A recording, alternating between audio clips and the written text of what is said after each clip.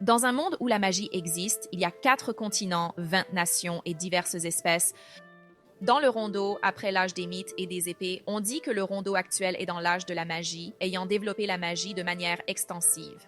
Malgré la civilisation avancée de la magie, le système politique est toujours féodal, avec des rois et des nobles, ce qui signifie que le système de classe existe toujours. Cependant, l'ère actuelle de la magie est connue comme l'âge d'or de Rondo. De plus, le 29 décembre 1999, au siècle de la magie, la veille de l'arrivée du nouveau siècle, la volonté d'un archimage nommé Manuel Lucas a été révélée, bouleversant le monde. L'homme informa tout le monde qu'il avait caché le pouvoir, le savoir et la richesse quelque part dans le monde et que ceux qui le souhaitaient pouvaient réclamer leur destin sans dono. Manuel Lucas, l'archimage qui a dirigé Rondo pendant l'âge d'or de l'âge de la magie et un archiduc de l'Empire de l'épanouissement, porte le titre de Lord Feticheiro du 9e cercle. En entendant le message du mage Lucas, des citoyens d'origines diverses se sont lancés dans une quête pour posséder son héritage. Ainsi, ceux qui souhaitaient trouver le destin de Lucas se sont lancés dans leur voyage, d'innombrables rumeurs se sont répandues. Certains prétendaient que le donjon de Lucas se trouvait dans le pays stéréo des dragons, tandis que d'autres affirmaient que ses biens étaient cachés dans les nations alliées d'Elysia, connues pour être des paradis fiscaux. Les rumeurs ont même fait état d'une forteresse de Lucas Voador dans la mer des tempêtes, au centre du monde. Quelle que soit leur nationalité, leur espèce ou leur rang social, tous cherchaient à connaître le sort de l'archiduc Manuel Lucas. Cependant, les rumeurs restèrent des rumeurs, et malgré de nombreuses enquêtes, personne ne trouva le moindre indice. 20 ans passèrent et le mystère persistait. Un jour, un homme eut la surprise de voir le système en face de lui confirmer qu'il avait acquis le destin de Manuel Lucas. Il ressentit une vague d'excitation à cette révélation. En l'an 2007 du siècle de la magie, au château de Lawrence, le mordomo demanda à son jeune maître, Adrian, s'il avait l'intention de reprendre ses études. Adrian répondit par l'affirmative, précisant qu'il comptait rendre les livres qu'il avait lus. Le mordomo suggéra que quelqu'un d'autre pourrait s'en charger, mais Adrian exprima le désir de trouver un livre précis, puis il le ferait lui-même. Notre protagoniste s'appelle Adrian Lawrence, le deuxième fils du vicomte Lawrence. Adrian a été réincarné et a gardé les souvenirs de sa vie passée. Il se souvenait que rien d'excitant ne s'était produit dans les derniers instants de sa vie précédente. Il était mort dans un accident de camion à peine 1 mois après sa démobilisation. Lorsqu'il ouvrit les yeux, il avait été transporté de la République de Corée du Sud au royaume Itartre, Indo par Kim Min-ji pour Adrian Lawrence. Issu d'une famille ordinaire de la classe moyenne, il a commencé une nouvelle vie en tant que deuxième fils d'une famille de vicomtes propriétaires, bien qu'il ait été confus et angoissé au début de sa réincarnation. Ses expériences de vie passées sont devenues un atout important dans sa nouvelle vie. Là où d'autres enfants de son âge se pavanaient sans trop réfléchir, il se passionnait pour l'apprentissage, commençant plus facilement que ses pairs. Le professeur a dit à son père que c'était la première fois qu'il voyait quelqu'un d'aussi exceptionnel pour apprendre. Il a remercié son professeur en pensant qu'il avait réussi à recevoir la reconnaissance de son entourage et à répondre aux attentes de son père d'un seul coup. Cependant, s'il devait dire quelque chose de décevant, c'est que tout était fini pour lui. Il savait que Rondo était un monde à la civilisation plus avancée que la Terre du 21e siècle. De ce fait, sa connaissance de son ancien monde ne lui était pas d'un grand secours. Il savait que ce qu'il pouvait faire dans cette situation était de continuer à augmenter son courage et d'agir comme un génie. Cependant, la vie n'est pas facile et il ne suffit pas de faire des efforts pour la surmonter. Lorsqu'il avait 7 ans, quelqu'un a essayé de l'empoisonner. Son médecin a dit à son employé qu'il était vraiment chanceux. Pourquoi seraient-ils morts s'ils étaient morts juste un peu plus tard? L'employé demande qui a fait ça. Mais il savait que le coupable était évident. La femme lui a dit qu'elle ne savait pas à quel point elle était inquiète. Il regarda anxieusement la femme, l'épouse officielle de la famille Lawrence, Anna Lawrence. Elle lui demanda s'il allait bien. Il savait que pour cette femme de haute position, le fait qu'il soit de naissance commune et donc pas son fils, d'avoir attiré l'attention de son père suffisait à mettre Anna mal à l'aise. Elle érafla le mur avec colère, se demandant si ce monde est si développé alors que le système politique du pays est si rétrograde. Il savait que condamner Anne sans aucun soutien était impossible, ce qui lui faisait se demander pourquoi son père ne réagissait pas alors qu'il y en avait puisque son père ne savait pas qu'Anne était la principale suspecte. Mais il sent alors que son père ferme les yeux et fait semblant de ne pas savoir. Dès lors, il ne se comporte plus comme un génie. Et une dizaine d'années plus tard, le 1er mai du siècle magique de 2019, la vendeuse reçoit à la supérette. L'homme, qui a maintenant 20 ans, sourit en regardant autour de lui. L'homme demanda à sa collègue si elle le connaissait et s'il était une célébrité, mais la femme lui dit de rester tranquille et lui expliqua qu'il était le 2e jeune maître de la famille Lawrence. L'homme fut choqué d'entendre cela et demanda à son collègue si Adrian était de la famille Lawrence. Ne devrait-il pas être l'un des seigneurs de cette région? L'homme s'apprêtait à dire à son collègue que le costume d'Adrian n'était pas très différent de celui d'un simple plébéien, mais la femme le fit taire car Adrian les avait entendus. La femme demanda à Adrian comment elle pouvait l'aider. Il lui répondit qu'il n'avait pas vu de cartes à points en ligne et lui dit que sa politique avait changé. Les cartes à points ne peuvent donc être achetées qu'auprès de la banque de paiement. Elle lui a ensuite demandé combien il en voulait et il a répondu qu'il les voulait toutes. Après cela, il est sorti et les préposés l'ont remercié pour l'achat. La femme a demandé à son collègue s'il pouvait faire attention et s'il ne savait pas que, s'il perdait la faveur d'un noble, il pourrait être puni. L'homme s'est excusé et lui a dit qu'Adrian aurait pu demander à son serviteur de le faire. Il est donc resté seul à se demander pourquoi Adrian était venu en personne à la supérette. Mais la femme a raconté à son collègue qu'elle aussi avait eu très peur lorsqu'elle l'avait vu pour la première fois. L'homme lui a demandé si Adrian venait souvent. Elle a répondu qu'Adrian venait 2 ou 3 fois par mois. D'ailleurs, comment peut-elle voir? Il semble qu'Adrian soit très impliqué dans les jeux. Adrien a regardé ses cartes de 5 millions de points de jeu et il savait qu'en wons coréens, cela faisait environ 5 millions de won. Puis son garde lui dit qu'ils ont reçu un appel l'informant que son jeune maître Cédric était en visite à sa résidence, ce qui le laissa choqué et irrité. Un moment plus tard, la mère d'Adrien, Sylvia Lawrence, lui dit avec inquiétude qu'il était arrivé et il serra sa mère dans ses bras tout en demandant des nouvelles de son frère.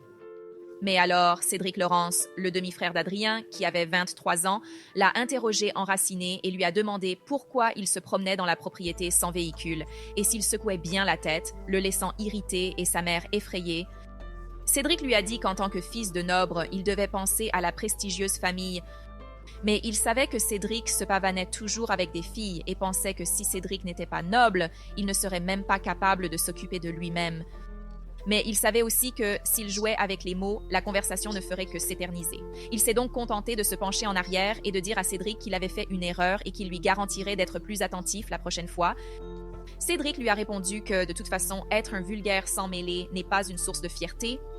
Il demanda à Cédric ce qui l'amenait là et ce dernier lui répondit qu'il semblait que son père envisageait de lui faire reprendre une entreprise appelée Farce Distribution et qu'il devait donc en avoir entendu parler lui aussi.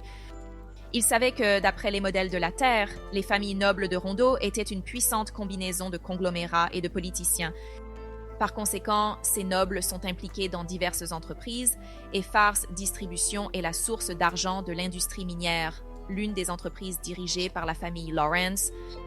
Il savait maintenant pourquoi Cédric était soudainement arrivé là. Il a donc dit à Cédric qu'il comprenait ce qui se passait et qu'il le récuserait. Cédric lui a dit que, comme prévu, il comprenait bien. Il a dit à Cédric que, s'il avait terminé son affaire, il devrait rentrer. Pourquoi a-t-il payé beaucoup d'argent pour jouer à des jeux? Cédric a essayé de se retenir de rire, mais finalement il rit fort et lui dit qu'il ne devrait faire que des choses idiotes comme ça lui-même. Sylvia lui a demandé si tout allait bien, et il a dit oui. Tout de suite, il a dit à sa mère qu'il valait mieux ne pas s'impliquer.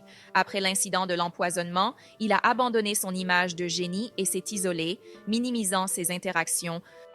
Je pense que c'est peut-être parce que son père n'était pas intéressé par le fils d'une concubine qui n'était pas un génie. Son père est devenu indifférent à son égard. Grâce à l'attitude de son père, il n'a plus jamais été confronté à des situations mettant sa vie en danger. Ainsi, il vécut pendant 10 ans en essayant d'éteindre sa présence. Après s'être entraîné à l'académie, il a quitté le château avec sa mère. Cependant, la plupart des cerveaux qui y travaillaient étaient sous l'influence de sa femme officielle, Anna, si bien qu'il ne pouvait même pas parler librement dans sa propre maison. Il entendit l'un des serviteurs s'éloigner de lui et dire aux autres qu'Adrien était désespéré et fuyait la réalité. Il continua à marcher tranquillement et entra dans sa chambre. À l'intérieur de sa chambre, il scotcha le dispositif de jeu de société. Il se demanda même s'il utilisait vraiment les jeux comme moyen d'échapper à la réalité. Le jeu indiquait qu'il avait fermé Chronic Online. Il sourit, sachant que ce n'était pas le cas. Le système indiquait qu'il avait terminé la première étape de la quête de la destinée. Il a analysé son personnage et a indiqué qu'il avait synchronisé son personnage avec son corps réel. Il a déclaré que si quelqu'un voulait surveiller quelqu'un correctement, il devrait également pouvoir le faire dans le monde virtuel. Tôt, le système a averti que les compétences acquises dans Chronic Online auraient un impact dans la réalité. Il y a 10 ans, lorsqu'il était inscrit à l'Académie royale, il a fait des recherches sur Manuel Lucas pour son travail. Il a découvert quelque chose d'inattendu en voyant le brassard de famille de Lucas. Il avait beau le sentir, il ressemblait à un mot anglais, ce qui l'a amené à se demander comment l'anglais pouvait exister dans ce monde. Il savait que Manuel Lucas venait peut-être aussi de la Terre, mais il s'est dit qu'il ne pouvait pas tirer de conclusions hâtives à partir de ce seul fait. Ce n'était peut-être qu'une coïncidence. Cependant, il ne lui fallut pas longtemps pour confirmer que l'archiduc Lucas venait bien de la Terre. Il vit que l'archiduc Lucas avait prononcé ces mots avant sa mort, exprimant le désir de retourner sur la plage californienne avec Mary. Même si les noms des lieux ne lui étaient pas familiers, car c'étaient des noms qu'il n'avait jamais entendus auparavant, c'était l'histoire d'un grand homme, et il ne pouvait pas l'ignorer. Il enregistra le dernier message de l'archiduc et remarqua que ces noms étaient également inscrits dans les registres du Gagman, qui fut aux côtés de Luc jusqu'à la fin de sa vie. Il en conclut que ce n'était pas une coïncidence et que le grand archimage de Rondeau était un terrien comme lui. Après s'en être convaincu, il enquêta davantage sur Manuel Lucas et des preuves confirmant que Lucas était un terrien furent vues de toutes parts. Il utilisa sa connaissance de la terre de sa vie précédente pour tracer le chemin laissé par Lucas. Il finit par acquérir l'héritage de Manuel Lucas, ce qui le remplit d'excitation. Il vit qu'il pouvait maintenant suivre un chemin de fleurs, mais quelque chose l'attaqua par derrière, confirmant ses craintes. Une épée frappa le mur derrière lui, lui causant une douleur atroce, et il perçut qu'après avoir obtenu l'héritage, la véritable souffrance ne faisait que commencer. Il se demanda s'il pourrait combattre adéquatement cette nouvelle menace dans la peur. L'héritage de l'archimage Lucas était caché dans un endroit inattendu. Il était en ligne à l'intérieur d'un monde virtuel.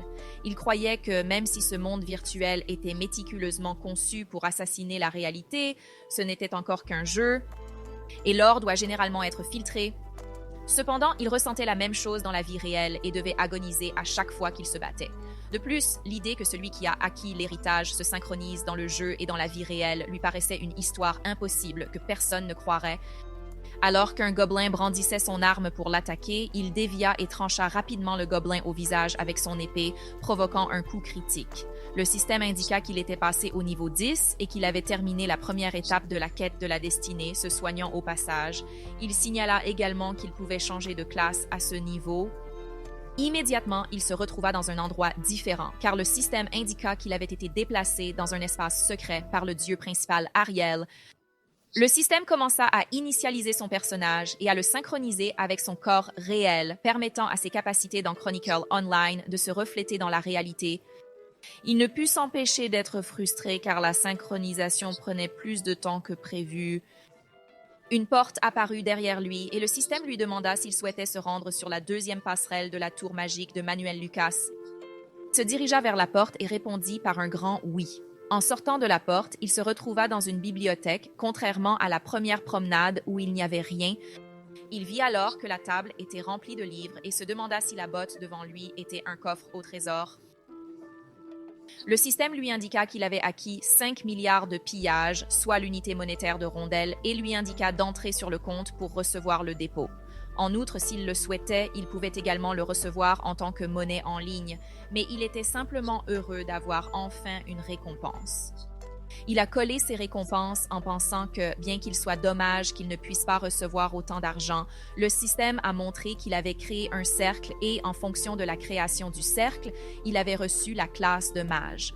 De plus, un cercle a été créé dans le corps synchronisé dans la vie réelle, et il savait que la vraie valeur du destin n'était pas l'argent. Mais pour commencer, le système lui a dit de ne pas quitter le jeu. Pourquoi un corps synchronisé subirait-il un grand impact s'il était forcé de sortir? Alors que le cercle se formait sur lui, il se dit que jusqu'alors, il pensait que les points de mana affichés avec les points de vie n'étaient que du mana, mais qu'il n'avait jamais ressenti la présence de mana dans la vie réelle. Aussitôt, le système montra que la création du cercle était terminée, lui faisant sentir la présence de mana circuler dans sa poitrine. Il savait que ce n'était pas un processus facile, mais il sentait que c'était le vrai pouvoir du destin. la synchronisation entre le jeu et la vie réelle, pensa-t-il, une fois le cercle créé,